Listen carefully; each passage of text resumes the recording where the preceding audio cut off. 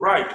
So there are times you would have been invited to speak at an event and you would have been given sufficient notice. But the problem is that most times we fail to plan. We trivialize the effect of planning. We say, well, it's just to go and speak. Definitely I would know what to say. Now that's for those who are confident. For those who are not even confident, they'll be feeling, oh, I don't even think I can do it. I shouldn't even try it. I should run away. I should avoid it. Well, the fact is, it's a big task preparing for a public speech because you need to definitely know what you're going to say, cram what you're going to say. Allow it to be normal. Don't try to pour it out exactly as you've crammed it. But the reason you need to cram it is so that you don't start stammering or wondering what else to say. It takes 7 days. Take note of this. 7 days to prepare for a speech. Day one, please write. Day one, you jot down what you wish to say. Day two, you write a speech. Yes, you write a speech. Don't forget, you're not going there to read a speech, but day two, you need to write your speech. And you need to write your speech just so you can be sure that you have content. And if your content is not good enough, so you can research about it. Day three is when you read your speech and present to yourself. Day three is when you read your speech and present it to yourself in front of a mirror. Day four is when you try to present it to yourself without looking at the speech. Day five is when you take note of what I'm going to be talking about today, which is about how you present it. Day six, you rehearse your method of presentation, of delivery. And day seven is the final time you would make sure you don't look at your PowerPoint or your slide or your speech or anything and try to say everything in the way you would do it standing in front of an audience. It takes 7 days to prepare for a wonderful public presentation. During these 7 days, you need to do exercise. Why? Because your nervous system needs to be free. Your muscles need to be free. You don't want to go into, you don't want to go on the podium with shaky nerves. And that can happen when you're not very free.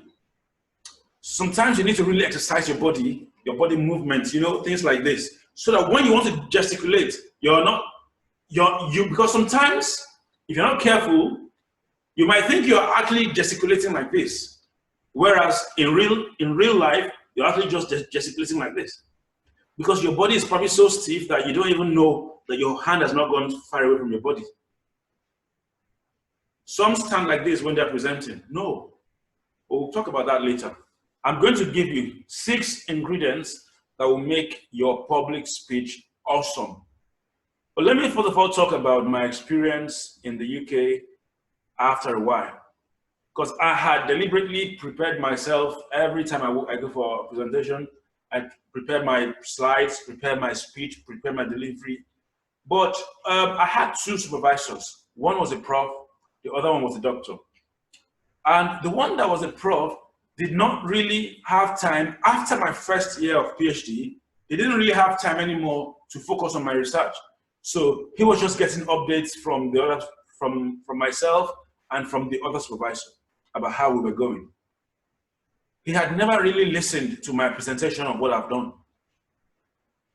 So one day in the 3rd year of my presentation,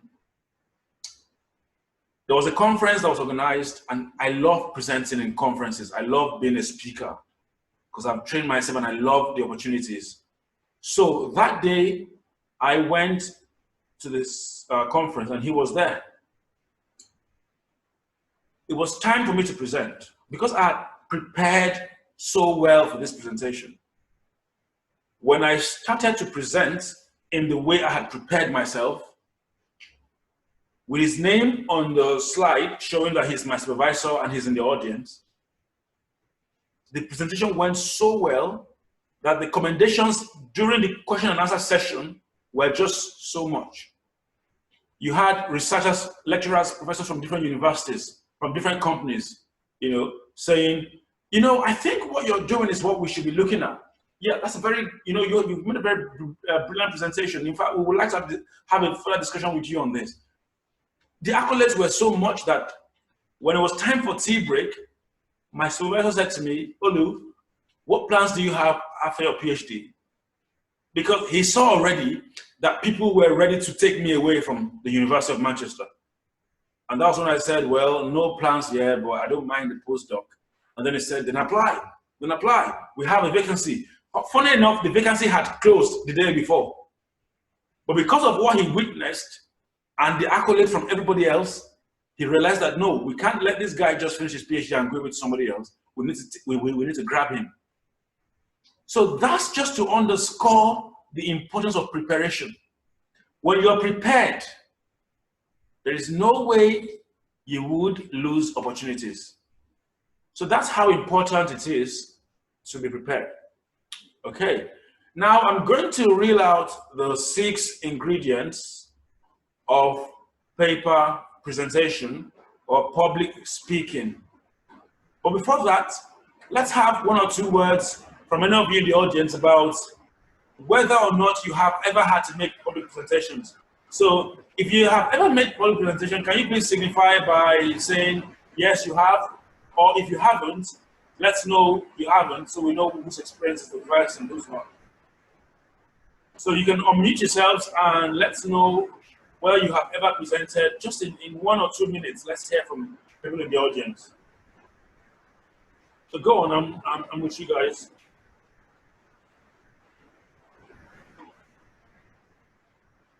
Let's hear from you if you have ever had. Yes, sir. Yeah, let's hear from you. Have you ever had a public presentation?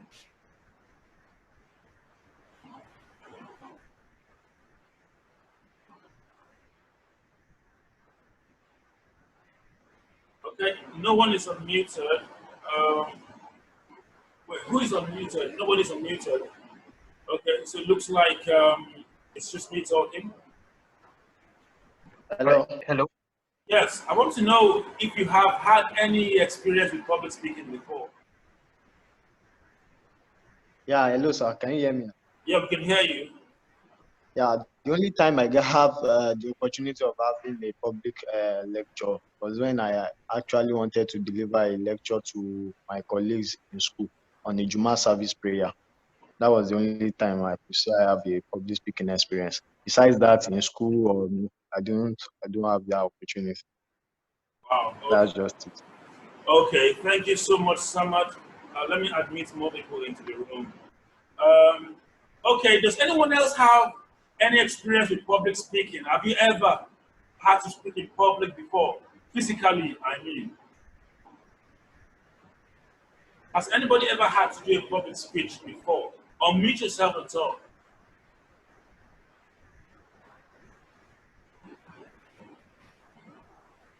Well, yes, I have. Yes, that's can you tell us about your public experience? Like, what did you have to, what kind of audience, and what was the speech about? All right. So, I think over the years, I've had to host IEEE general meetings. So, like, it has to do with speaking in front of like most of our student members. Before that, I was taking tutorials. Then way back in secondary school, that's when I first started. Like, I was a prefect. We were basically in charge of like 100 level orientation and stuff like that. So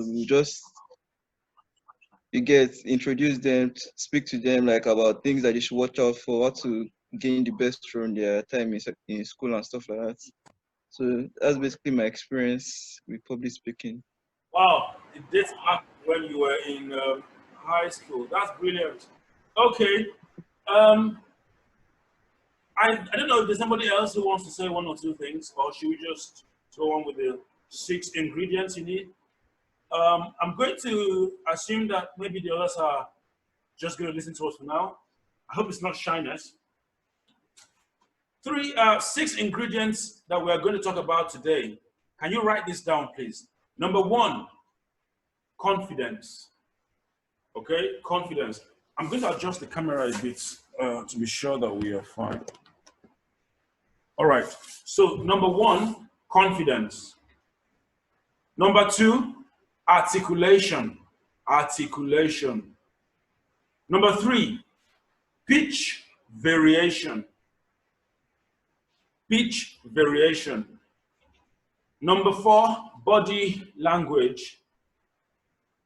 Number five, dramatization. Dramatization. And number six, shyness control. Number one, confidence. Number two, articulation. Number three, pitch variation. Number four, body language. Number five, dramatization. Number six, shyness control. Can someone please read it out to us? I'm going to call on Salome. Salome, can you please read this out to us? All right, okay. Yusuf has written it for us. Confidence, articulation, pitch variation, dramatization, shyness control. You missed out body language. Number four, body language. Yeah, he has written it on the chat window, so you can always have a look. All right, thanks a lot, Yusuf, for that. Yusuf is our secretary, taking minutes of the meeting. All right, yeah, Yusuf, please write body language there so we can be all on the same page. Brilliant, brilliant. Okay, Salome also says she has been involved in public speech. That's brilliant. I think I can attest to that. Okay, so having said this, let us go right into it. Confidence. I want someone to tell us the meaning of confidence. Let me call on Hamza. Hamza, can you tell us the meaning of confidence? What comes to your mind when you hear the word confidence, particularly as it has to do with public speaking? What's confidence? Hamza, unmute yourself, please, and tell us what comes to your mind. Hello. Hello. What comes to your mind, Hamza, when you hear the word confidence? Yeah, confidence in public speaking. That is the ability to let out what you intend giving to your audience. Wow. Ability to let out what you intend to give to the audience. Yeah, brilliant. I'll tell you why that's important. You know, I mentioned before that you need 7 days to prepare. That's number one ingredient, right? It's not written here, but it's very important. You need 7 days to prepare for any public presentation, 7 good days. And I've told you what to do in each of those days, and you can always get the recording if you miss that part. But then, the first ingredient in public speaking is confidence. And Hamza has just told us that confidence is the ability to let out what you intend to give to the audience. The key word is intend. The problem is that you could spend days preparing on what you're going to say, how you're going to do it, what you're going to do, and so on.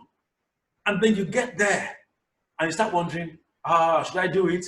I didn't know that this man was going to be in the audience. Now I can't do it. He's going to laugh at me. He's going to say I'm wrong. I was going to show them how this thing works, but with this person in the audience, I better not try it because it might fail and he might abuse me or he might get angry. Forget it. If you had plans to do it, please do it. The people in the audience are your students. They are your pupils. Have that mindset. Those in the audience, I don't care who they are, the governor, the president, the minister, the director general, the principal, the chief of staff, the chief executive officer, the founder of Facebook, the professor, the world's greatest person, the world's most intelligent man, I don't care.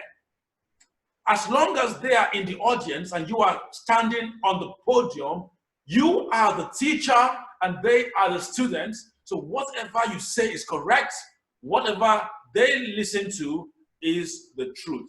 And whatever they have to say is their business because you're the teacher, they are the pupils.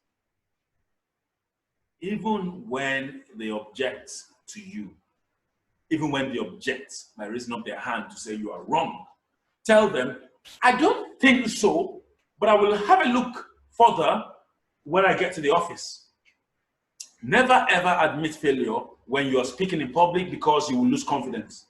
However, I am not saying that you should argue. All I'm saying is that always give yourself the benefit of doubt. Give yourself the benefit of doubt when you're presenting.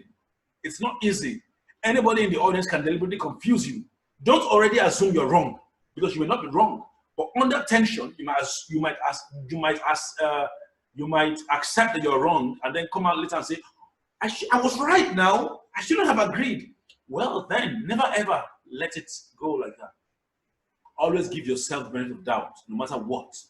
If you're speaking about the effect of something on the populace, and you mention a particular effect, and then a professor in the audience says, excuse me, you mentioned blah, blah, blah as an effect of this thing on the populace. But it's not correct, because we found out in a research, blah, blah, blah. And so we cannot agree with you. Don't say, yes, sir, I'm sorry, I will go and correct it. I made a mistake. Because once you say so, you've lost confidence in yourself, and the audience have lost confidence in you. So number one ingredient is confidence. Give yourself the benefit of the doubt. How? If someone corrects you in public when you are speaking as the teacher and they are the pupils, right? You just say to them, that's an interesting perspective. It never crossed my mind when I was doing my research. I will have a look at this when I get to the office. And thank you for that, Professor. But then I still want to make it clear that some things may not be clear, but when we go back, we'll find out. And I would like to put my findings to the test. You know, give yourself that opportunity to at least make it look like you don't mind being corrected, but you don't think you're wrong, but you would like to go and learn further. Always mention the fact that you've done your research. So you say, it's interesting that never crossed my mind when I was doing my research. So you've said two things. That may be new, but it wasn't part of your research. So the professor might say, yes, you should find out, because it's a new finding. You're like, oh, that's true, that's good, Professor. I should have a word with you later on.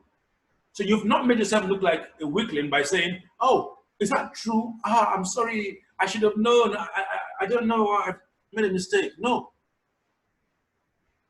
One day I had a presentation, and then someone said to me that when you were presenting, you made a grammatical blunder. You said what caliphacy is in the past, is in the present, and is in the future, when you should have said what caliphacy was in the past, is in the present, and will be in the future. When I heard that question, I was so shocked, because I never believed I could make that mistake. I never believed that I could make that mistake. But I didn't stand up and say, oh, I'm sorry, I made a mistake. Neither did I stand up to say, no, I didn't make that mistake. I couldn't have made a mistake. What I said to the audience was that, and everybody found it very, very funny. What I said to the audience was that I said, wow, thank you for that correction. I cannot believe that I made that kind of mistake. I mean, let's look at it. I had an excellent result in my WAEC English. I had an excellent result in my 100 level English. So I can't believe that I made a mistake. But if I did, that must be a slip of the tongue. Thank you for that. So I have not made myself look like a weakling. Neither have I rejected his correction, but I've made it look like, okay, I'm happy to take a correction, but I can't believe I made that mistake. So anybody else in the audience could say, he's very confident about himself. Yeah, so Yusuf has just written in the comment section that never admit failure when speaking in public. I agree. Never admit failure. However, give yourself the benefit of the doubt and still do not reject what they have said. Give them the benefit of the doubt. So tell them that you will do some findings and we can communicate after the session. All right, so that's important because you can't be over accurate. You cannot be 100% accurate. There'll be some things you would say that may not be right, but never lose confidence. And for you to even have the confidence in the first place, please take note, look at the audience as your pupils, as your kids, okay? It doesn't matter who they are. Talk to them as if you are more intelligent. What that means is this. Never say, don't ever say, I'm going to explain, I'm going to try to, I think that, I'm not very sure, but I'm going to say, no. Never say that. Never say that. What you need to say is that Today you're going to learn about the importance of blah, blah, blah. Today you're going to find out. Today you're going to understudy. Today I'm going to be explaining to you. Today you're going to find out. Today you're going to be impressed when I explain to you blah, blah, blah. Do you understand? So you are not telling them that you're going to try to mention one or two. No, you're actually telling them that they are going to learn. It doesn't matter if a professor is in the audience or a Nobel Prize winner. Once you say those words, they will drop down they will lose guard immediately, because they will feel that for you to have the audacity to say that kind of thing, you must really have something under your sleeves. Under your sleeves. Confidence is number one.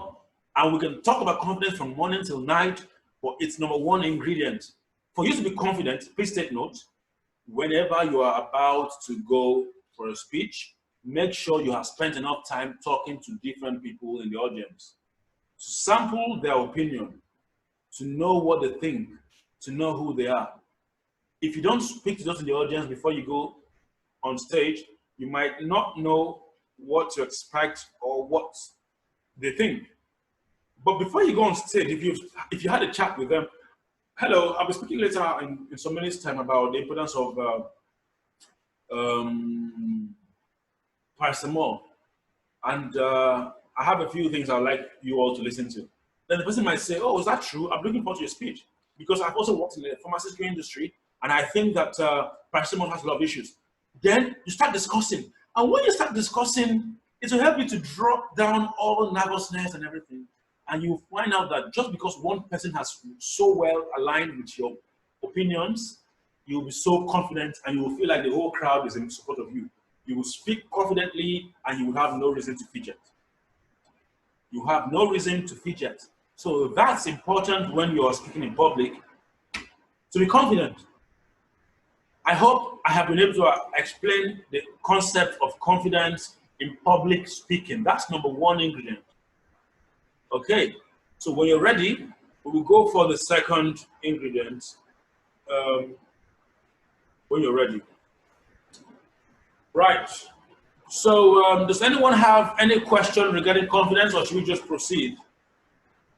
If you have any question, unmute yourself and ask your question, or we go to the next item, which is very important. All right, there's a chat, and the person there says, Clinton says, yes, very well, thanks. Okay, so I don't know if there's any other question regarding confidence. If there's a question, please feel free to unmute yourself and talk, or chat, or type it in the chat box. Right, so in the absence of any other question on that confidence level, let's talk about something interesting. Number two. Number two is articulation. Articulation, articulation. Can you all say that? Unmute yourself and say articulation.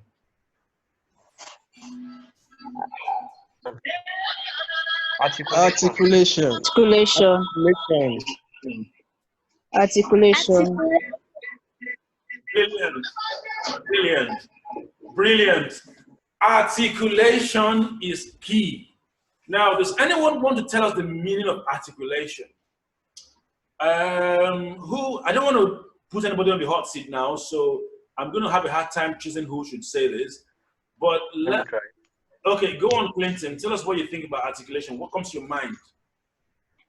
I think it simply means being able to present your ideas like coherently and cohesively, so that they are structured and convincing.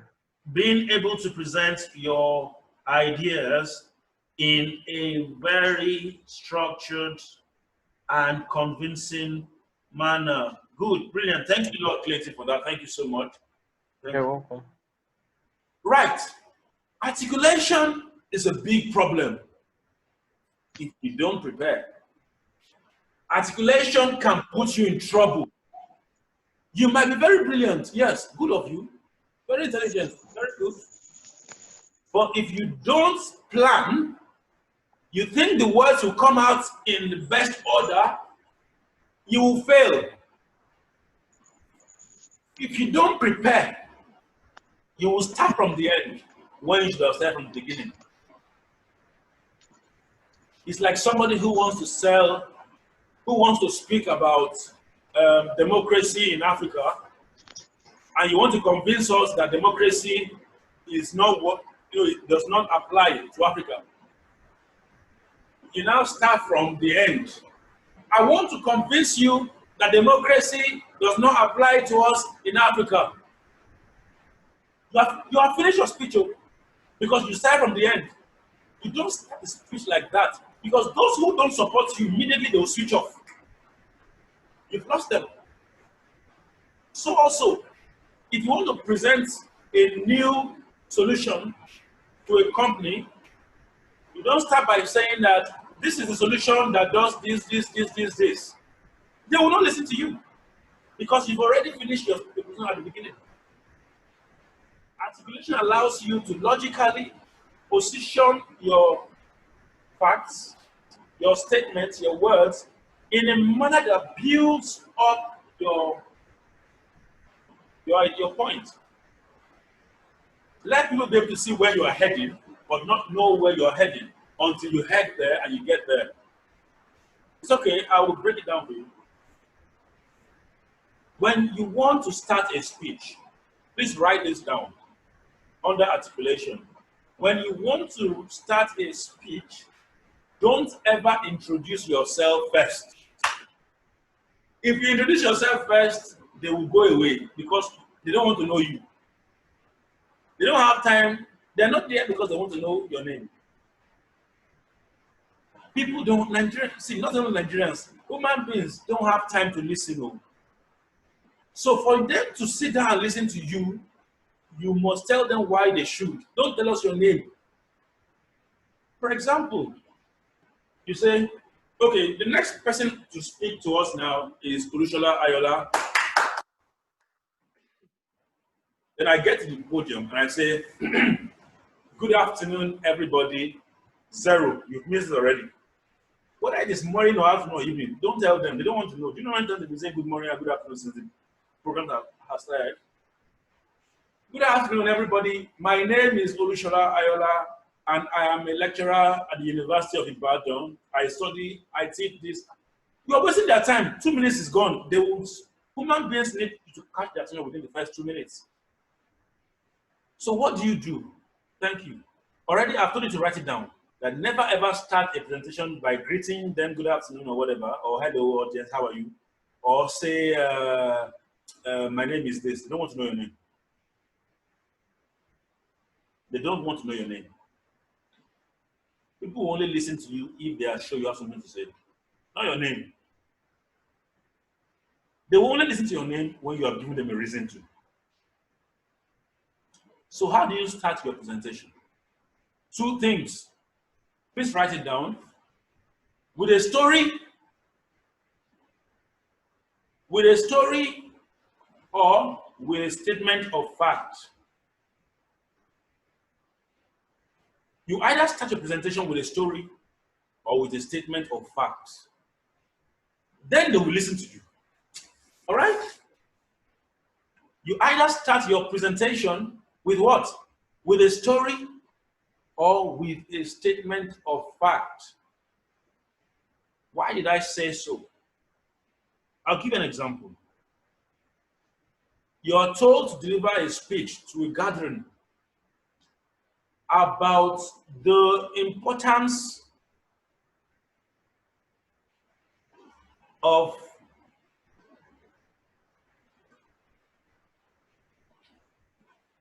funding the health sector in a country like Nigeria. The importance of funding the health sector. The importance of funding, for government to fund the hospitals, health sector. Right, very good speech. You can do well with that. And then they call you to the podium. The next speaker is Olusola Ayoola, they clap. You get there, you don't say good afternoon. The aspect of how you start a speech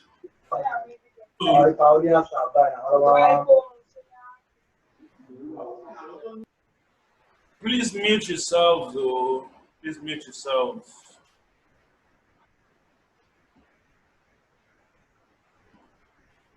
All right, so you're told to start a speech and you decide to start not with good afternoon or good morning or my name is this.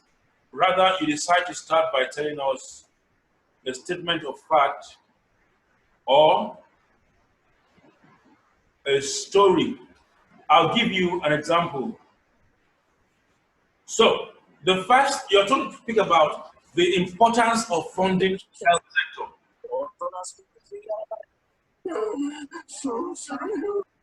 All right, you're told to speak on the importance of funding the health sector.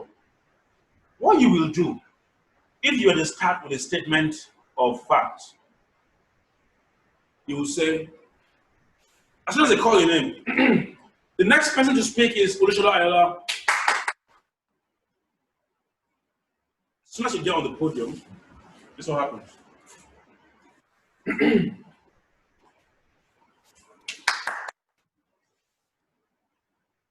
Every 5 out of 7 people in the market you see today, you will not see tomorrow because they will die. 6 out of 10 children in motherless baby homes were brought there because of the lack of basic paracetamol. And as we speak, 5 people, between the time I started talking and now, 5 people have died in this country.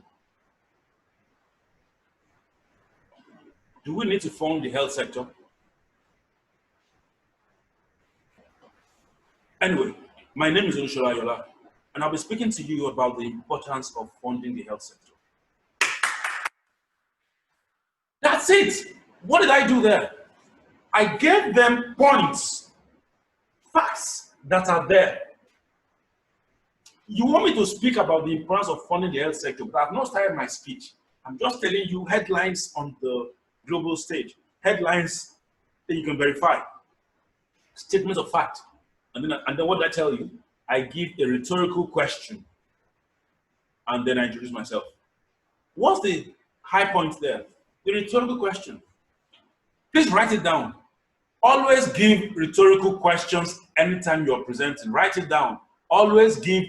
If you start your speech and there is no rhetorical question there, you have lost the audience.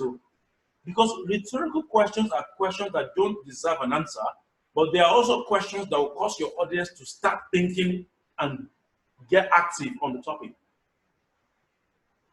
Do you understand? So let me give that presentation again. The next one to speak is Olusola Ayoola. When you get there, 5 out of every 7 people in Nigeria will die tomorrow. What happens? Everybody starts thinking that it could be them. And they all become what? Attentive. That's how you arrest their attention the first moment you get on stage. You've not told them your name yet, but guess what? They now want to know your name, by all means. But don't give them your name yet until we get to the rhetorical question. 3 out of every 5 children in the motherless baby homes were brought there because there was lack of basic paracetamol to save their mother. What happens? You're making them think outside. Wow, basic paracetamol? How much is paracetamol? You are catching them live, your audience. You haven't even reached them. You have not even started your speech. They're already what? Dying to hear you. Amina, please mute yourself. And what else? You also say to them that 7 out of every 10 people in Nigeria today, blah, blah, blah. I can't remember what I said before. Then you will now ask, the question, reason the question. And do we still need funding for the health sector?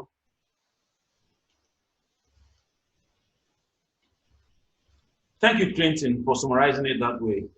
On the chat window, Clinton has summarized it, so you can write that down. Right.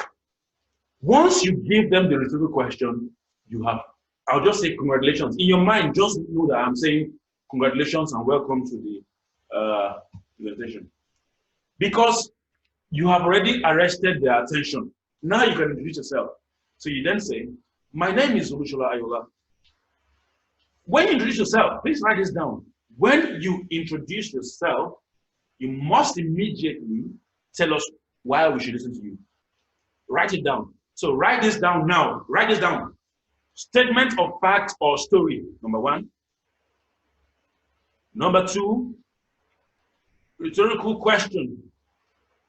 Number three, your name. Number four, why they should listen to you. That's it. I will soon give you the example of story, and you'll find out that that example of story is more than using statement of fact. But let's just start with the statement of fact first, so you appreciate what you've even learned from me. The next person to speak is Olusola. 3 out of every 5 people in Nigeria will die tomorrow. 5 out of 7 children in the motherless baby homes were brought there because there was lack of ordinary paracetamol in the hospitals. And you still think we do not need to fund the health sector? My name is Olusola Ayoola, and I have been researching for over 5 years on the importance of government policies on the health of the common man. And in the course of my research, I have been to South Africa, Togo, and Benin Republic, where I discovered the hidden truth about the problems of underdevelopment. In today's presentation, I will be sharing this with you, so please get ready as I speak. That's all. You have now given them a reason to know your name. Trust me, they would have written your name down because they want to see you after the presentation. Do you see that? So interesting, isn't it? Just presenting yourself with statement of fact first. That is number one. Let me now give you the example of when you start with a story. Remember I told you that starting with a story is more than starting with a statement of fact. Meanwhile, statement of fact does not have to be verifiable. It can be what? Figurative. But let's leave that on that day. Let's talk about story. Still on the same topic. Still on the same topic on why, on the importance of funding the health sector, right? Allow me to do this with the second method. The next person to speak is Olusola Ayoola.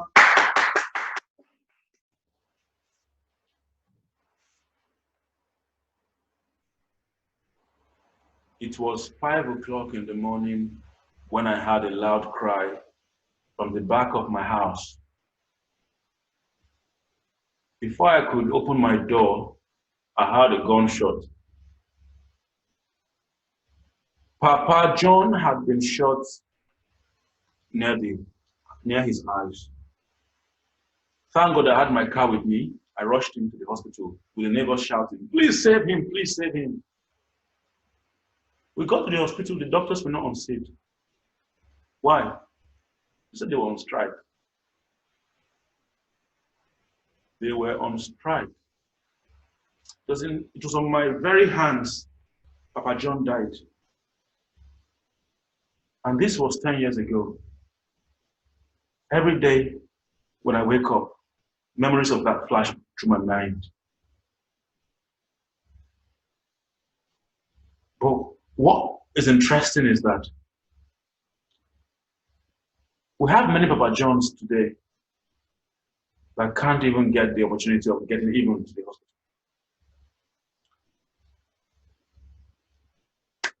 Until one day I found a secret, a solution. My name is Olusola, and I've been researching into why or into the effect of government policies on hospitals and health of the economy, blah, blah, blah. All right. Sorry, I made a mistake somewhere in my intro. I'm so sorry. Allow me to speak. What was the mistake? There was no rhetorical question. I forgot to put the rhetorical what? Question. So I made a mistake. I'm glad I remember the mistake. So obviously that presentation was not catchy enough. There must be a rhetorical question, and that means there must be a high point. Don't give the full story. Okay? When you give the full story, they will stand up and go home. Because now they know the story about Papa John. Okay? So there must be a way to present your story. For example, 5 a.m., I had a loud bang on my door. Papa John had been shot. The bullet passed through the side of his eye and came out at the back of his head. Before I could say anything, Papa John was gasping for breath. The hospitals were locked.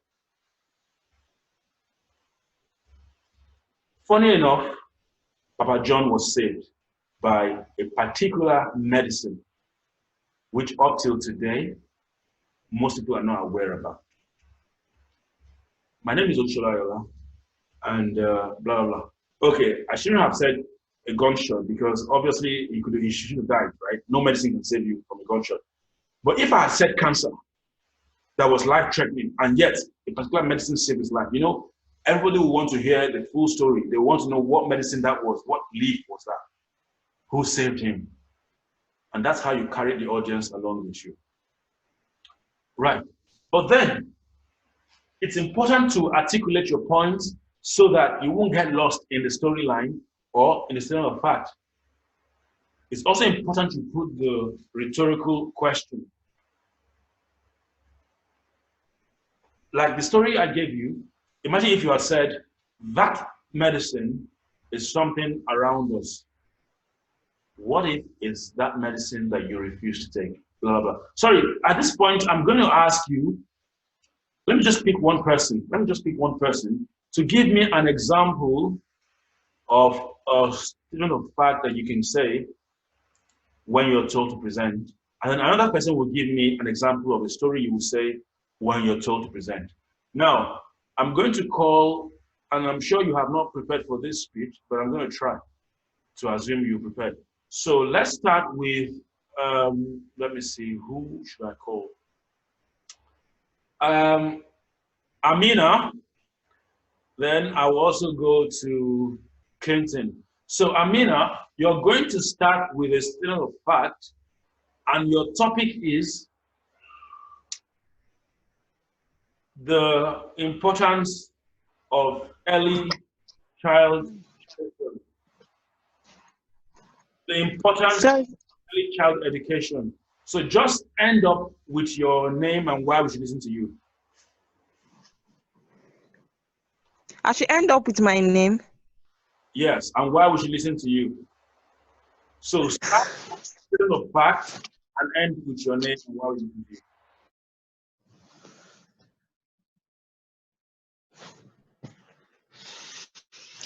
Have you ever seen a 10-year-old baby that could identify pictures of animals and you wonder how come? My name is Aminat Akiemi Ayoola, and in this session, I am going to teach you the importance of reading to your child, even as early as a few months old.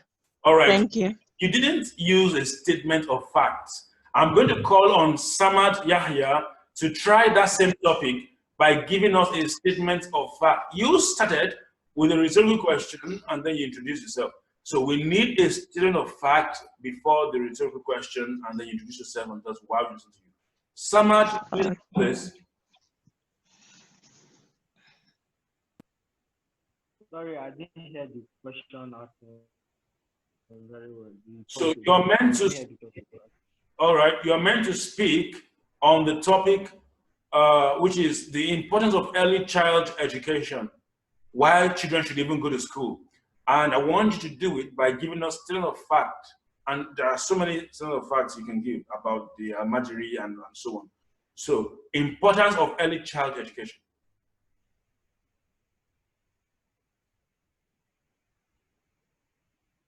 Have you ever wondered the percentage of children whereby children? Have you ever wondered about 70% of children? All right, are you cannot start with a rhetorical question. You only have to start with a statement of fact. For example, 5 out of 3, 30% of Susu, 100,000 Nigerian kids, blah, blah, blah. That's how you need to start. Let me quickly go to somebody else. Let's take Obafemi Ogunkola. Obafemi Ogunkola, please give us a statement of fact in starting the topic of the importance of early childhood education. All right, so let's see. 40% of Nigerian children are left on the street every day. They've never been to school. Have you ever wondered what we could do to make this percentage lower? My name is Obafemi Ogunkola, and I'm here to talk to you about early childhood education and the benefits on our society. Okay, thank you. You started with fact, but when you gave your name, you now said you were going to talk to them about something, but you didn't tell them why they should listen to you. So my name is Obafemi Ogunkola, and I have been researching on this with the Nigerian Institute for Child Early, blah, blah, blah. So you need to actually give us your background before you tell us what we're going to talk about. All right, let me go to Abel Ugu, who has been quiet. I want Abel Ugu to tell us, again, on this same topic, but this time around, use, still on the statement of fact. And by the way, statement of fact does not have to be correct. It can be figurative. All right, Abel Ugu, over to you. Okay. 2 out of every 20 children in the North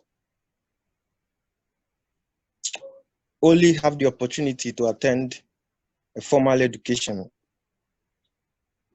Out of that 2, less than 15% go forward. Have you ever wondered why illiteracy is high in the northern part of the country? My name is Abel Ugu, and I've been making research for the past 2 years on why early children education is important to our society. Wow, thank you very much. Thank you very much. I believe I'm deliberately trying to spread out the opportunity to answer this question so we can see how the learning curve is taking shape. So one person makes one mistake, the next person doesn't make that mistake, or makes another mistake, and it's spreading like wildfire. I like this. You've all taken in what I've been saying. Now, I want to also say my own before Clinton tries this same topic, but with a story instead. Now, my own is this. The topic, the importance of early childhood education. They clap for me. 3 out of 5 children in the North do not go to school. They opt to learn farming. Out of that 3, 2 of them migrate down to the Southwest to start herdmen farming. The remaining 1 turns out to be a rustler, killing herdsmen and killing innocent lives, people. Unfortunately, 5 out of every 6 families in the Southwest believe it's not their business until they are killed on the highway. Is it our business? That's something we could do that we're not doing. My name is Olusola Ayoola, and I've been researching into the threats of security as far back as 1992. And I've been able to discover the hidden truth regards to early childhood education. Blah, blah, blah. Okay, so that's also how to bring up the topic. Now, Clinton, can you give us something with a story And I'm going to call on Rahim Kudus to also give us something with a story. So Clinton. Okay, still on the topic. Yeah, on the same topic, but with a story. Oh, okay. 10 years ago, while living in the north, my neighbors. 10 years ago, while living in the north, my neighbors had children who were about our age and they didn't send to school. So one of them who was about my age was particularly notorious, and he sorry, it's not very easy to organize a story. It's okay. Let's see. Clinton, my little time. Clinton is obviously need time to arrange your story. I know what it means because it's not a real life. Yeah. But then I want you to be able to come up with stories very quickly. That's very important because sometimes when you're speaking in public and want to network, you need to quickly talk about things that can interest the other person. So, for example, before I even give my own story, can I ask Kudus Rahim to please give us a story? Start with a story on the same topic, Kudus, please.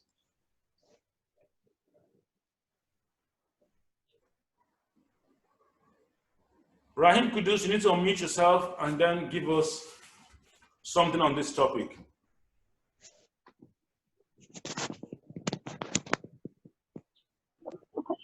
Hello. Hello, sir. Please, I'm late before joining the meeting, so I did not start my first, please. So, because I was somewhere that I don't plan myself well. All right. Rahim says he wasn't able to catch up earlier, so he will need some time. It's okay. Let's continue with the lesson. I can see that Yusuf has been able to type a few things on the chat where he has given us his own several examples of how to start a speech, and I can see he has learned a lot already. Okay, so let me now say that it's important to always have either a story of fact or a story. And most times when it's a story, let it be a touching story, that one that is very, very sad or very, very interesting. For example, on this topic of childhood education, I'm going to use the example of suya now, suya, or fruits. Here is my story.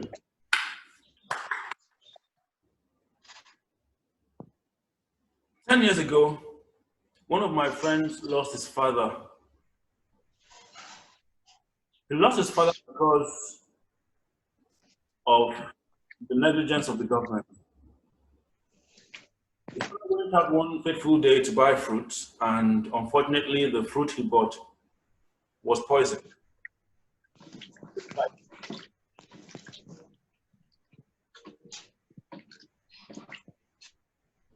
The fruit was poisoned because the fruit seller thought that washing fruits in the gutter was right. Unfortunately, that fateful day, he washed the food with the water that had been used by a pesticide company to make pesticide. It was sad. But 5 years down the line, I saw another fruit seller washing the same thing. I did not stop him. I did not stop him. My name is Olusola Ayoola, and I'm here to speak about the topic, the importance of early childhood education. I'm in trouble, right? Do you know why I'm in trouble? Because I have just said to them that I did not stop the guy doing it. And everybody in the audience is going to be like, who the hell are you? I need to report you. What's his name again? So they will all listen to my name. And then maybe to make it worse, to add pepper to the injury, I may just say, I didn't stop him. Would you have stopped him? My name is Olusola Ayoola. You know, at that point, they're already thinking, of course now, what are you saying? You didn't stop him? Please. At that point, the whole crowd, the audience is like crazy. They want to know. And they will keep listening to you until you now tell them the story. You complete the story.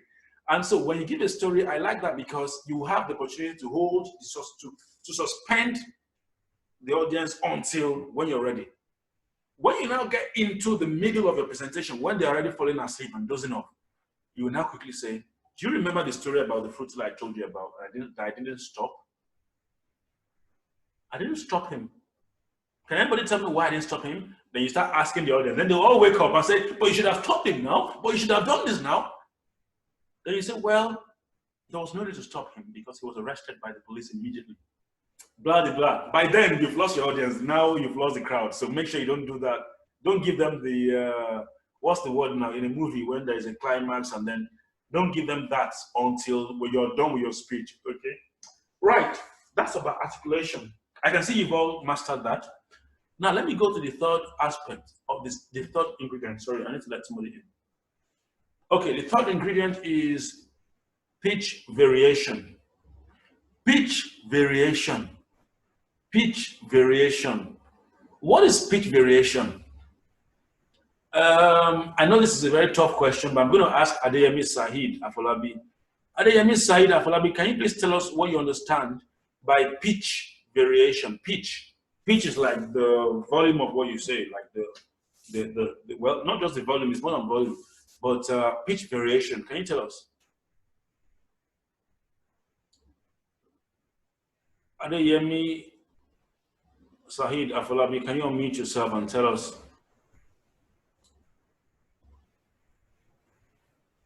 All right, Adeyemi has not done what we said, so let me ask dear caller. Dear caller, I don't know if dear caller's audio is even connected. I doubt if it's connected. All right. Dear caller. Dear caller, can you please tell us what you understand by pitch variation?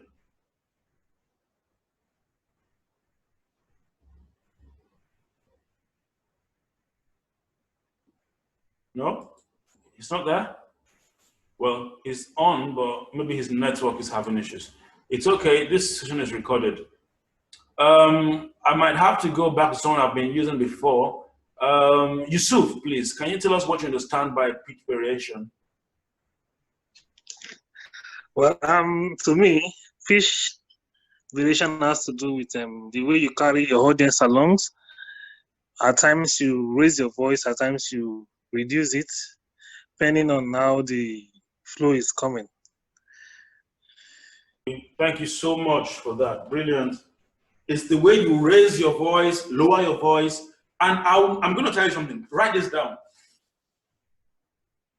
Write this down, all of you. Be unpredictable. Write it there. Be unpredictable. Be unpredictable. Spark sometimes. Say spark. S-P-A-R-K. Spark sometimes. Whisper sometimes. You know, have you ever been to a storytelling session or a book reading session? Sorry, we have 10 minutes left before we get signed out again. All right. So have you ever been to a storytelling session or a book reading session? Spark sometimes, whisper sometimes. Can somebody please write for us on the chat window? Spark sometimes, whisper sometimes, be unpredictable. All right, Yusuf has done that. He has said be unpredictable in your presentation, spark sometimes, whisper at times. Good, I like the way you put it. Whisper at times, spark sometimes. Brilliant. Let me tell you what that means. Don't be that guy or that lady when presenting that will present in a monotonic voice. That's rubbish. Nobody wants to listen to. So we have done this and we have seen that. Next slide, please. We have also seen the effect of this and that. And the other day I was speaking to the governor and he said this and that. Otherwise, we can always see that there are examples of this and that. And you continue like that for 30 minutes. Who are you talking to? Nobody has time to listen to that kind of presentation. Hello. You have to speak loud sometimes and whisper sometimes. Let it look like you are still there, not like you are reading. And I'll tell you the truth. You may not, unfortunately, we can't practice this because you're all virtual. But do you know that if I'm speaking to one person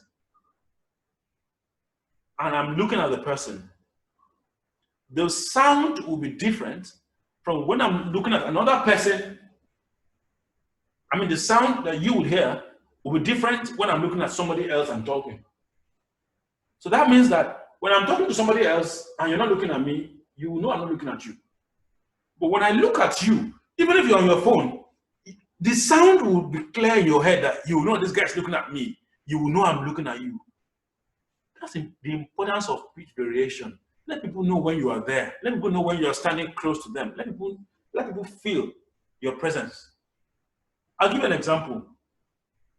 So you want to speak in public and you go like this. Today, I'm going to be speaking to you about the importance of birth control. But who wants to know the importance? You whisper this one, but who wants to know the importance of birth control? Is it you? Is it you? Or is it me? Because I don't know. All right, so let your voice go high and low sometimes. That way, everybody will be looking at you that they will have their eyes fixed at you. But when you're monotonic, they will just take their eyes away because you're boring. So sometimes you need to be high-pitched, low-pitched, whisper sometimes, spark sometimes, like this. So I was speaking to the people in the school and they said, why would that be? So I said, no. You know, trust me, by the time you scream like that, everybody's going to look at you that, are we safe?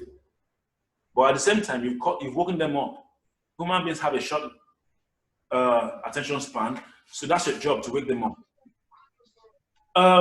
Also, whispering sometimes is important, and it depends on what you are saying.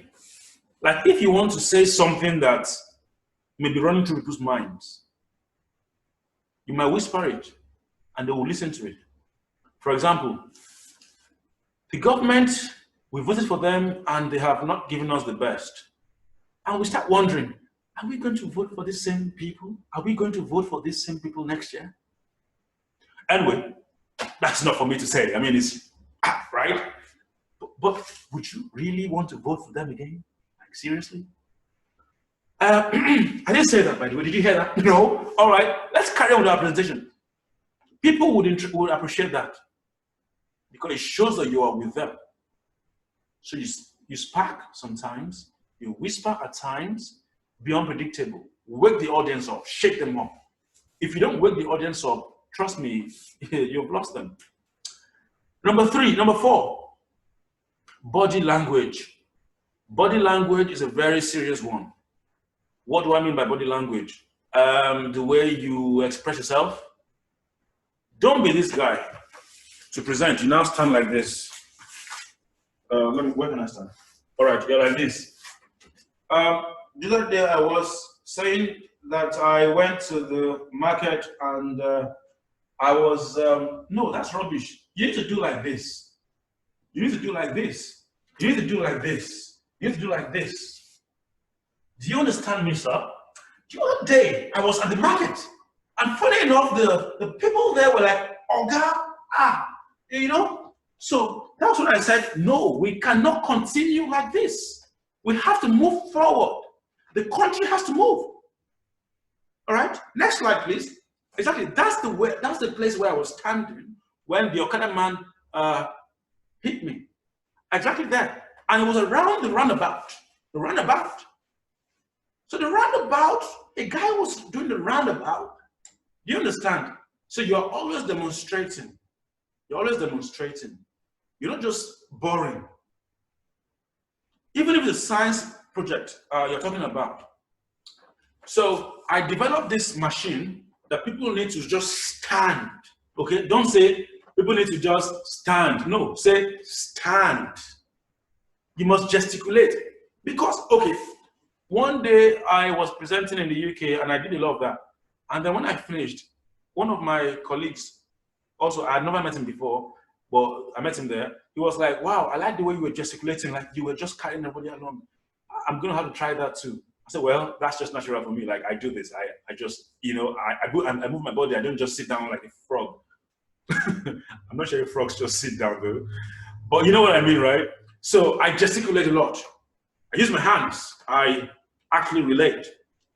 Where you are now, I know your cameras might not be on, but do this for me. Do this. Do this. Say yes. Say, oh no. Say, just say to yourself, say, yeah, that's it. That's how we demonstrate. We show people what we're talking about using our hands, using our faces, right? Do you understand?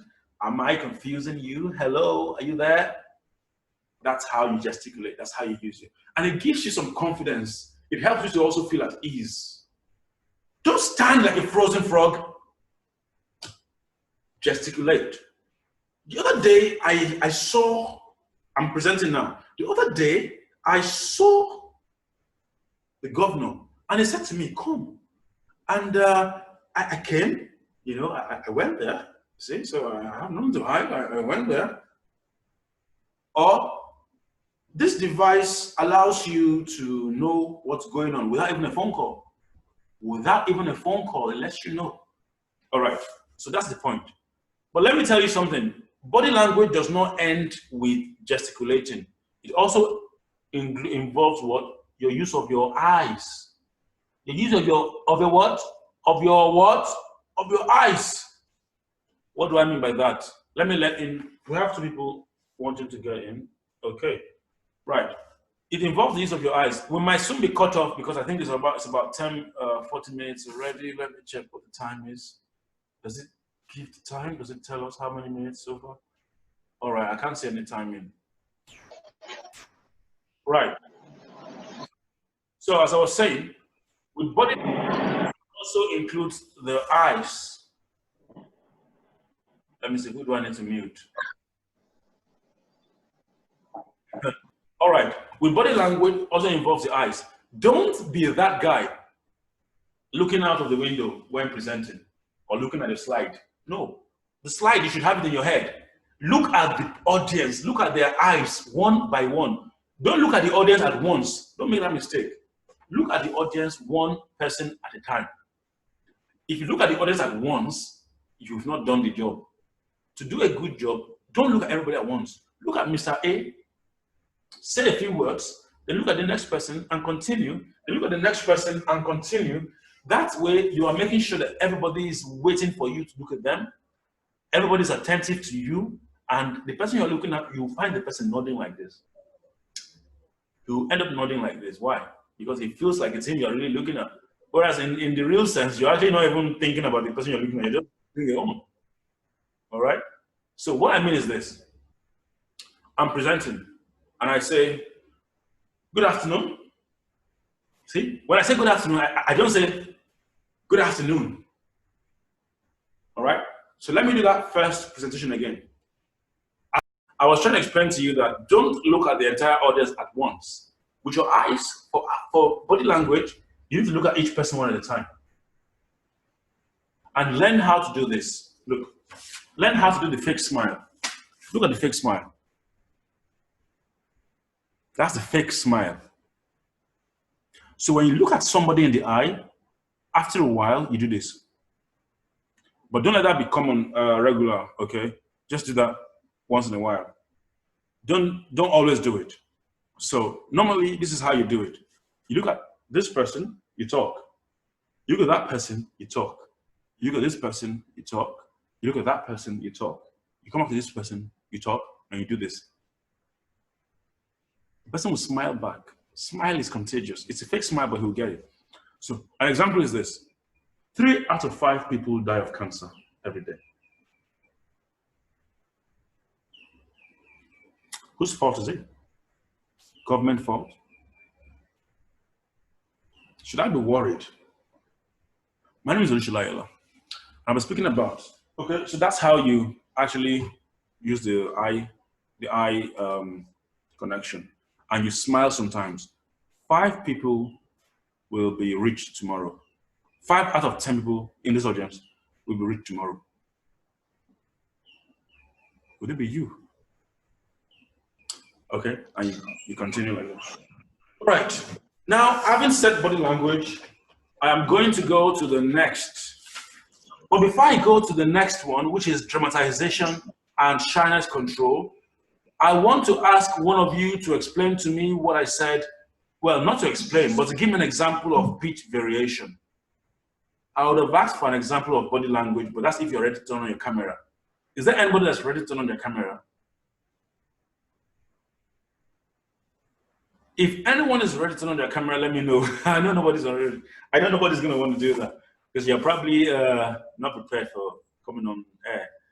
Okay, I'm going to ask one person to give me an example of pitch variation, and that person is going to be Moshood Kausar. And what she's going to do is that she's going to say two sentences. One is going to be normal, and the other one is going to be whispered. So the first sentence is, there are many reasons why people get rich, but I would only tell you one. There are many ways people can get rich, but I will only tell you one. And it is the easiest. Oh, sorry, 3 sentences. There are many ways people get rich, but I will only tell you one, and it's the easiest. Now that, and it's the easiest, Kausar, you need to whisper that. There are many ways people get rich. I'm going to tell you only one, but it's the easiest. But it's the easiest, you must whisper that. All right, Kausar, over to you. Unmute yourself and do it.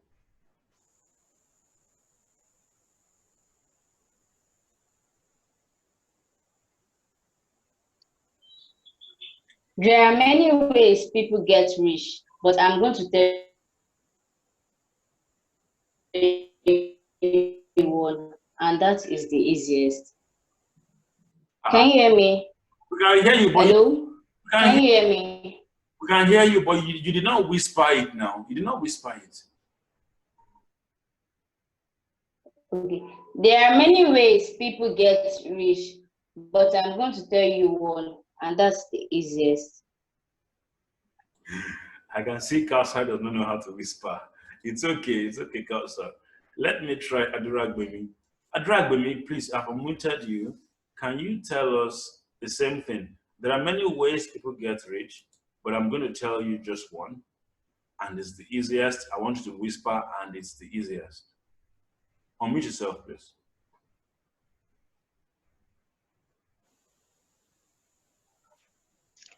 There are many ways to get rich.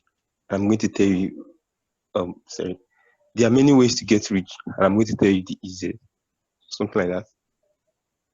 No, there are many ways people... Sorry, can you say the sentence again, sorry?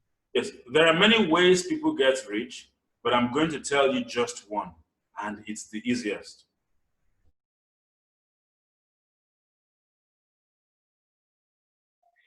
There are many ways to get rich, but I'm going to tell you only one, and it is the easiest. What about that? Okay, I don't know if all of you don't know how to whisper. I don't know, you guys never keep secrets, but it's okay. Your whispering did not go too low. Israel, Emmanuel, can you please do this for us? There are many ways people get rich. I'm going to tell you just one, and it's the easiest. I want you to whisper, and it's the easiest.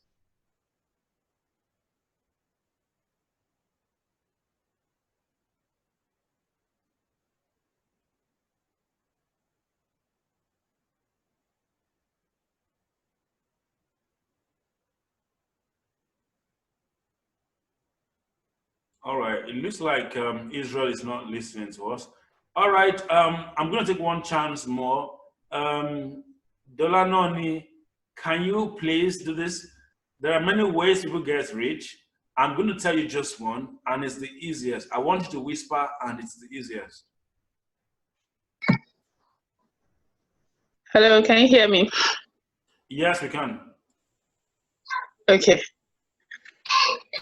There are many ways people get rich, but I'm going to tell you just one, And it's the easiest.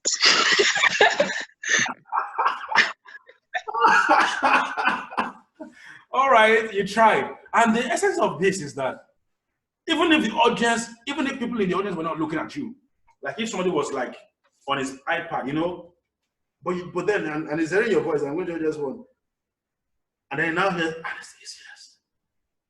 This is going to look like, oh, okay. I think this one is a secret. Let me listen very well. So that way, okay, it's part of your body language. You are deliberately using your voice, using your eyes, using your gesticulation, and even your body. Right, let me give an example of that same thing. You've tried. Now, here's my own.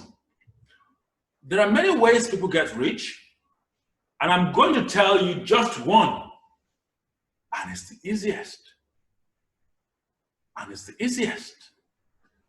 I'm going to tell you just one, and it's the easiest.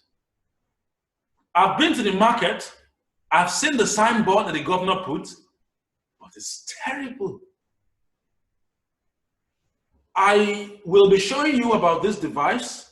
It's important for every household, and it's very cheap. It's affordable.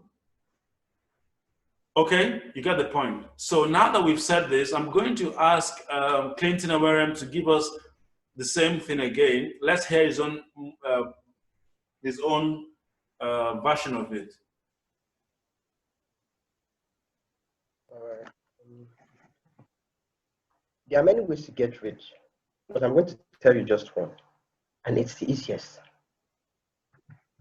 All right, thank you. Thank you. Now, moving on very quickly, dramatization. Dramatization is something you should never, ever underplay. It is the high point of your presentation. People will tell you at the end of the presentation, wow, I enjoyed the presentation. Can I see you? Can I see you after the program? Can I get your contact? If you are able to include dramatization in your speech. What is dramatization? Dramatization is bringing life to your speech. It's one thing to say, I met the man and he was complaining about why the roads are bad. And I said to him that, oh God, it's not my fault. I'm not the governor. That's one thing. But it's another thing to say it with dramatization. Dramatization is when you tell us the way it was at that point. So the audience can feel like they were there. So the audience can feel like this is a very good documentary. For example, I met the man on the road and he was complaining to me, you know, that the roads are bad. He was complaining. Oh, the roads are bad now. What can we do? So I said to him, hey, Oga, please, I am not the governor. Do you see the point here? We have deliberately narrated that same story with the effect of drama. Or for example, you want to talk about a device. This camera is very smart. It can see, you know, it can monitor you. Where are you going? The camera will just, you know, follow you like this, very sharp camera. So a criminal in the vicinity would have to tiptoe, you know, tiptoe. Mind you, I'm doing a presentation and I'm still doing all this drama. Okay? So you must be very intelligent to do that kind of thing and very courageous. So here's the drama again. Sorry, let me adjust this so you can see me. All right. All right, I think I'll adjust the camera a bit. Right. So I'm presenting and I say, right, we have this camera and it's a smart camera because wherever you're going, it will follow you. All right? It will what? It will follow you. So any criminal in the vicinity would have to what? Tiptoe, like this. Hoping that the camera will not see them. But interestingly, this camera is sharp. It will see them. And so I was trying to tell you the importance of buying this camera because it's affordable. Now, the point is this. When you present like this, everybody in the audience will feel like you're actually giving them the effect, the live effect. So it's not a matter of, oh, just presenting. It looks like they're actually witnessing a drama happening. Hold it. You know? So you don't give room for any assumption or imagination. You deliberately dramatize it for them. For example, you want to talk about a very, you want to inspire people to give charity. And then you want to give them a story about a particular person, and you say, there was this woman on the street. I saw her when I was very broke, but here she was by my window in the car, outside the car. She was like, please, sir, I'm hungry. I have not eaten.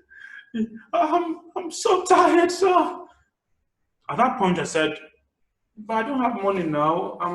I've just been fired from my work. I don't have money. But you know, she was like, sir, please, anything. Even if it's 5 naira, I would take, sir. Tears were rolling down her eyes. So at that point, I was touched. I didn't know what to do. All right. Now, what am I trying to do? I'm trying to dramatize the event so that my audience will be like, they will feel what I felt that day. They will get the feeling, and they might even become sad listening to me. That's when people say, wow, you touched us. Your speech touched us. Why won't your speech touch them when you give them the dramatic effect of the event? But when you say, so I saw a beggar, and she was begging me, I was saying, sir, I'm hungry, and so on, you know, those kind of things. And I said, madam, I don't have money. I was crying that day. I was crying. But you see, there's no way the audience will feel what you felt because you don't seem to have dramatized that particular emotion. Now, the last but not the least, shyness control. All of this will not work if you cannot control shyness. Because in the audience, there will be those who will be looking at you as if you're saying rubbish. In the audience, there are those who would even deliberately stand up and leave. And when they stand up and leave, it might make you think, wow, I'm actually wasting this person's time. Oh my God, maybe everybody wants to leave now. Don't let that get to you. In the audience, there are some that will even be saying, they'll be nodding their head like this when you are talking to show that they don't agree with you. Let that not affect you. Okay, imagine you are trying to say, this product will increase your profits by 10%, and then someone in the audience is doing like this. Would you then lose guard and say, actually, sir, yes, it will help you, sir, it will increase the audience, the profit by 10%, sir? I think so, sir. I know you may not agree with me, but some of you may not agree with me. No, don't do that. Ignore. Control your shyness. Don't start losing guard. If somebody stands up to go away, just continue. Ignore them. If they were really important, they would have stayed. But to go, maybe they are rushing somewhere, maybe they're not important or so. Don't let that make you lose your train of thought. And when someone is doing this, just ignore. Continue very well. Don't even lose anything. Don't even lose any thoughts. But when you lose sleep over that, and you now start thinking, I need to explain to this man, you will lose the rest of the audience that are following you. Okay? So we've been able to hit the nail on 6 ingredients of a good public presentation. Number 1 was confidence. Number 2 was articulation.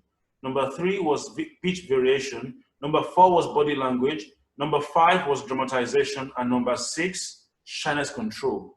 I am going to now ask you one by one. Let's see if there's anything on the chat. Okay, there's nothing on the chat. Now, I think it's important for you to tell me what you've learned on the issue of confidence, on the issue of articulation, pitch variation, body language, dramatization, and shyness control. Raise up your hand if you want to say anything on any of these 6. And once someone has said something on any of these 6, nobody else should talk about that same item. So who is the first? Who wants to raise up your hand and talk? There is something to click on if you want to raise up your hand. So if you want to raise up your hand and talk, please signify, or I'll just call your names.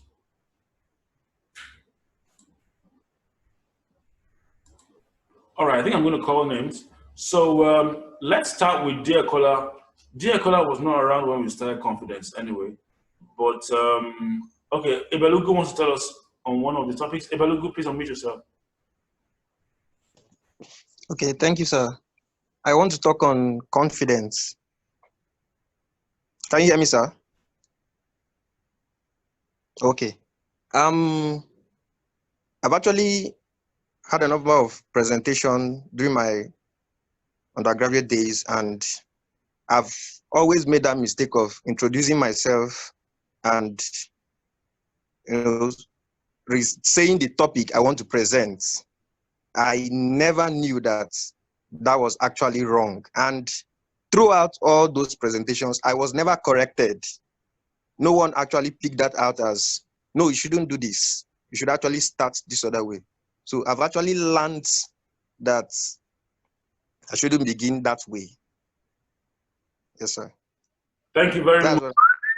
Thank you very much. So Abel has just spoken on articulation, and there are many other things under articulation. So not saying good morning, good afternoon, my name is the first aspect of it, but also you should not, you should try to always start with a story or a statement of fact, and you should deliberately give a rhetorical question before you introduce yourself and why they should listen to you.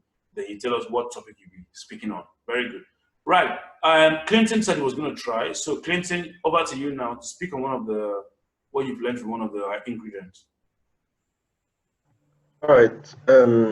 It's also about the first. So I learned that to be confident, one should also try to sample opinion of the audience to know who they are and who, like, what they think about, so that you can always tailor, like, some of your points to actually appeal to their thought process.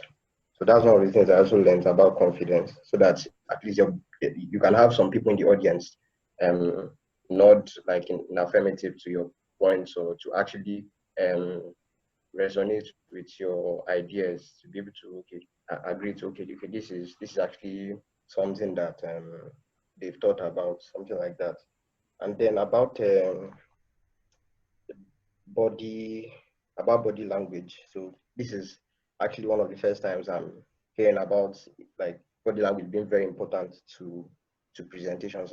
Like, most times it's just point to the slide, look at the audience, point to the slide. So there's no, I didn't really know that, okay, actually engaging with the audience, using your eyes, your body language, and dramatization was actually very crucial to the success of the presentation. So these are one of the two things I learned. Thank you. Wow, powerful one. Powerful one. So body language, very important. I'm surprised that you had never been told that, because body language is, in fact, let me just tell you something, okay? So let me let Kausar in. All right. Body language, articulation, confidence, pitch variation, go on dramatization, shyness control, go on check. Most successful pastors have all of this in common. When you see a pastor saying, power, come out. And the Lord said to me, my son, rise up. That is already pitch variation. That is already body language, dramatization, all in one. You see them saying, I speak to you. In fact, when they stretch their hand, you can already feel it that they are releasing some power. Some power. All right? So these are things that we see every day, but we may not have noticed that they are very important. When you get these ingredients and you use them wherever, you will get everything you want. For example, you go to a job interview and they start asking you questions, and you do this eye language thing, and you do the articulation thing, you do the rhetorical question. It exudes knowledge. It shows that you are intelligent. It shows that you can articulate yourself. Very important. Okay, thank you, Clinton, for that. And then, of course, the issue of articulation, like you said, confidence, sorry, very important, yes. It's important to actually talk to people in the audience before the speech. So in your mind, you already know that, yes, you have supporters club in the audience. No matter what goes wrong, they will have your back because they agree with you. Very important. Let's have one more person raise up their hand on the next. There are three other things nobody has talked about. Pitch variation, dramatization, shyness control. Does anyone want to try, or should I call Obafemi again? I'm tempted. Israel, are you there? Israel Emmanuel, are you there? Okay. Yes, I'm here. I'm here. All right. So let me take Salome quickly, and then Israel will speak. Salome, unmute yourself and talk about one of the things you've learned on this 6.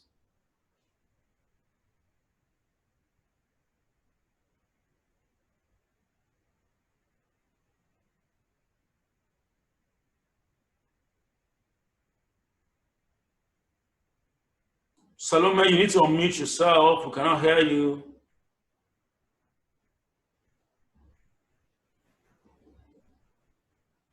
Wow. Salome raised her hand. That's why I called her. All right. Israel, please, over to you. Okay. Good evening, sir. Good evening, everyone. I actually, though I came late for the webinar, but I was able to pick one or two things, like where doctor spoke about giving, let's say, gesturing during presentation, the usage of hands, head, and also boldness, because I find it before now, I do think that when you are presenting, you just have to limit the way you gesture. But from what doctor has said, I now see the reasons why it's important, because it tends to captivate or draw the attention of your audience. So I feel that's one of the things that I picked up during this webinar. So that's all I can say for now. Yes, thank you so much, Israel. Thank you. That's very So it's interesting that Israel did not really know that you need to maximize texturization, you need to minimize it. Actually, you shouldn't overdo it, but you need to do it, because there are times people in the audience wish they were actually in your shoes to speak and demonstrate, because they can feel what you're saying. So for you to help them to transfer that energy, you need to do it. For example, maybe you want to tell someone that, see, whenever you're using this How do you raise your hand on Zoom? How do you raise your hand on Zoom? Just raise your hand. No, you want to ask a question. Dear Colin, we can hear you all. Dear Colin, we can hear you. Let me help you. All right. Salome, we will come to you shortly. So you need to minimize it, but try to do it as much as possible. Not too much, but as much as possible. All right. Let's go to Salome now. Salome, we were waiting for you before, so please unmute yourself and talk.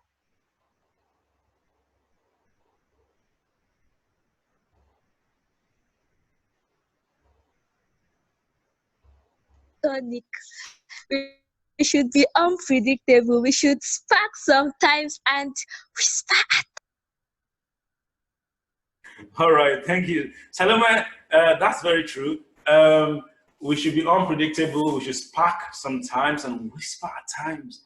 That's true. But when you whisper, let it be obvious that you're deliberately whispering, like, I won't tell you, you know. Wait, what came to my mind? Yeah, somebody asked a question. Abel asked a question in the comment section. He said, sir, I have a question. In a case where you are to be interviewed online, how do you bring in body language, fake smile, and eye contact in your presentation? All right, please, during an interview, don't give fake smiles, because those people that are those people that are actually interviewing you, most of them are psychologists. They are interviewing you to be sure you're not lying, you're not deceiving them or anything. So they can easily pick out a fake smile. Most times, job interviews are done by some psychologists. It's recorded so that later on the employer can actually watch the interview and know who to pick. But they are there to give comment on who's sincere and who's not. But then the issue of body language is important. Let them see that you are confident. Let them see that you're carrying them along. Eye contact is not easy during an online interview, because you can't see them eyeball to eyeball. You're just watching your camera or you're looking at the screen. The issue of body language, you can still do it by gesturing. For example, someone says, can you give us an instance where typical interview question, where this is in 5 years' time? Thank you for that question. Thank you for that question. In 5 years' time, I see myself as someone who will be in a position of authority, helping people to make the right decisions in their business. I see myself as a consultant, someone people can approach when they need help. And that's why applying for this job is critical for my career development in 5 years' time. But I think in 5 years' time, I would be with this company, but helping to save lives. blah, blah, blah. Okay, now that's just you gesturing while talking online. It's fine. Right, someone, Dekola says, sir, I want to talk on shyness control. All right, over to you, Dekola. Hit the ball.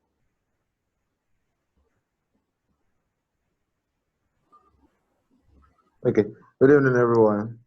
Yeah, good evening, Dekola. Yeah, so just wanted to just say that okay, shyness control is actually a very, very important aspect of presentation. Like what you said, that we should not allow people's gestures, maybe someone leaving the room or standing up to affect our speech. So that's basically just what I just want to say. Then, I didn't start from the beginning. Maybe you can just brush over the first 3 points. So yes, sir. Thanks, sir. All right, thank you. We have everything on record, so maybe I'll share a YouTube link with you once we are done. But the first three were confidence, articulation, pitch variation, and the last three, body language, dramatization, and shyness control. Now, I need to hear from Aduragbemi, Obafemi. I think the two of them have not said any last remark. So Aduragbemi and Obafemi, two of you, say something before we call it a day. All right. So I think what I pretty much learned was dramatization, like the need for it, and you need not to overdo it when you are presenting. Also to like get the attention of people that might not have been listening at the beginning, but like to keep them involved with your presentation. Very true. So dramatization is when you try to rehearse, when you try to act what you're saying. So if you're trying to say, and when you're putting on this device, you don't talk, you say, and when you're putting on this device, you don't talk. All right? It lets people feel like, yeah, we get the message. It helps them because communication is beyond just audio.